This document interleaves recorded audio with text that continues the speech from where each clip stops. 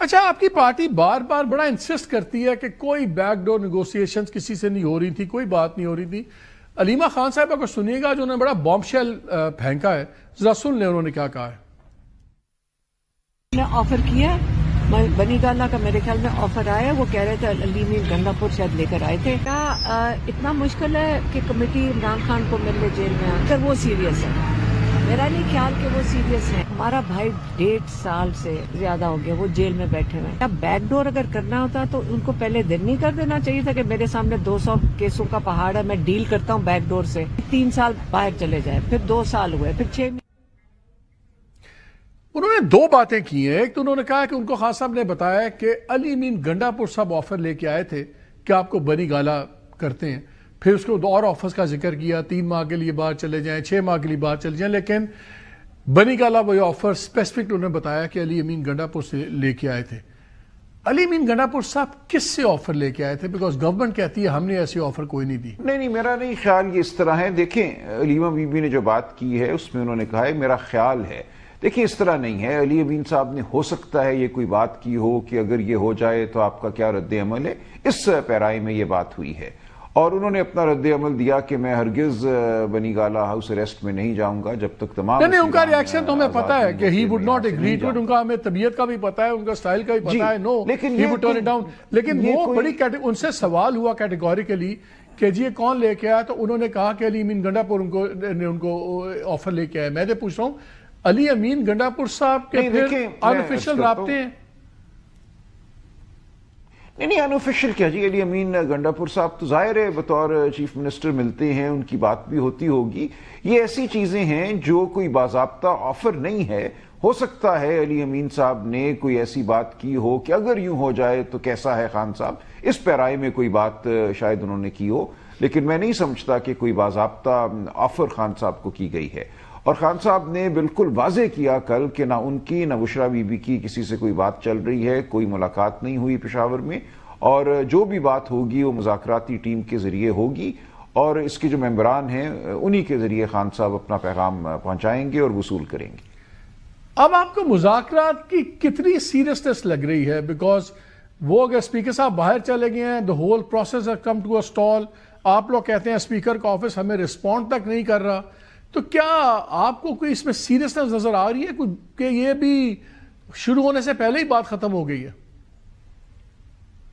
دیکھیں، میں مکمل رد تو نہیں کرتا، لیکن ظاہر ہے کہ ایک جھول آیا ہے. جو ایک سلسلہ جس طرح سے چل رہا تھا یا جو ہمیں خیال تھا کہ چلے گا اس طرح نہیں چلا. لیکن بہرحال ہم نے ڈیڈ لائن تو 31 جنوری کی دی ہوئی ہے. اور یہ باتیں تو اتنی سادہ ہیں، اتنی آسان ہیں، جو ہم کہہ رہے ہیں کمیشن بناؤ، لوگوں کو ضمانت پہ رہا ہونے دو. اس کے لیے تو کوئی بہت بڑی گفتگو کی ضرورت بھی نہیں ہے. یہ تو وہ معاملات ہیں جن کی وجہ سے آپ وہ ماحول پیدا کریں گے جس کی بنیاد پہ یا جس میں آپ آگے بڑھ سکیں گے، ملک کے لیے اور بڑے فیصلے کر سکیں گے.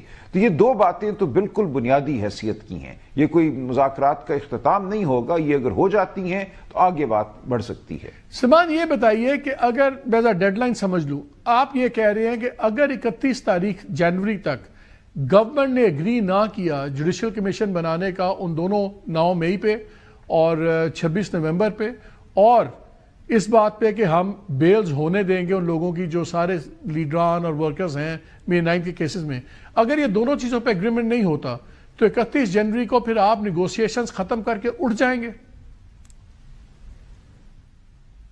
جی ایسا ہی ہے.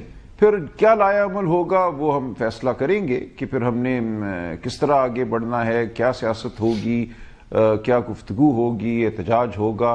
یہ سب کچھ پھر دیکھیں گے. اس وقت ہم اسی نیت سے بیٹھے ہیں کہ حکومت کا جو گلہ تھا یا جو آپ دوستوں کا گلہ تھا کہ آپ بات کیوں نہیں کرتے، وہ ہم گلہ دور کر رہے ہیں. اچھا، یہ کافی بات چل رہی تھی کہ یہ امریکن چینج ہو رہی ہے، جو بائیڈن ایڈمنسٹریشن بڑی ہاسٹائل تھی خان صاحب کی گورنمنٹ کے، Trump administration will be a favourable, کم از کم ہاسٹائل نہیں ہوگی، اور شاید ہیومن رائٹس بیسز پہ اور ان چیزوں کے اوپر انٹروین کرے سب کچھ. ابھی خبر چل رہی تھی، جیو کے ایک رپورٹر ہے، انہوں نے ایک کویسچنر بھیجا اسٹیٹ ڈپارٹمنٹ کو.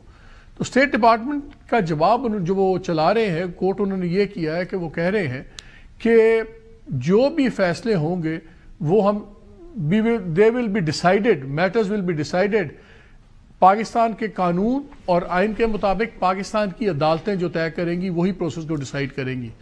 تو یہ پھر جو سارا اتنی ایکسائٹمنٹ بنی ہوئی تھی کہ امریکن واشنگٹن انوالومنٹ یا نہیں ظاہر دیکھیے اس کے علاوہ کیا جواب ہو سکتا ہے ایک بیرونی حکومت کا, اور ہم کوئی توقع بھی نہیں رکھتے. دیکھیں ہمارا موقف یہی ہے کہ جو کچھ ہونا ہے وہ پاکستان میں ہونا ہے.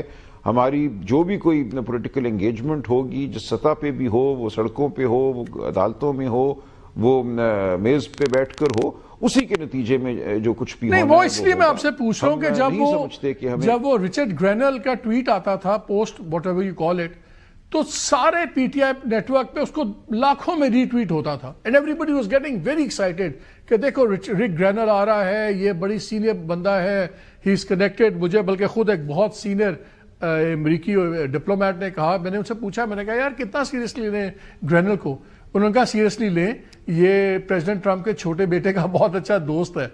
سو ایکسائٹمنٹ مجھے سمجھ آ رہی تھی. تو اگر ایک رچرڈ گرینل کے ٹویٹ پہ اتنی ایکسائٹمنٹ تھی تو اسٹیٹ ڈپارٹمنٹ کی وجہ سے کوئی ڈیمپنر تو نہیں ہوگا کہ آپ لوگ سمجھتے ہیں کہ ایک اسٹینڈرڈ سوال تھا, اسٹینڈرڈ جواب ہے؟ نہیں دیکھیں اسٹیٹ ڈپارٹمنٹ نے تو جو نصاب کی کتاب ہے اس کے مطابق ہی جواب دیا ہے نا. کسی بھی حکومت سے آپ یہ سوال کریں گے, ای میل بھیجیں گے تو آپ کو یہی جواب ملے گا. اور ٹھیک ہے, اس جواب میں کوئی خراب بات نہیں ہے, لیکن اور جو کوئی بھی سیاسی معاملات ہیں وہ ہم سیاسی سطح پہ طے کریں گے. اور کیا رویہ ہوتا ہے, کل اگر پھر گرینل کی کوئی ٹویٹ آ گئی تو کیا حالات اکثر بدل جائیں گے. ہمیں نہ ان ٹویٹس پہ چلنا چاہیے, نہ جو قاعدے کے جواب ہیں ان پہ چلنا چاہیے.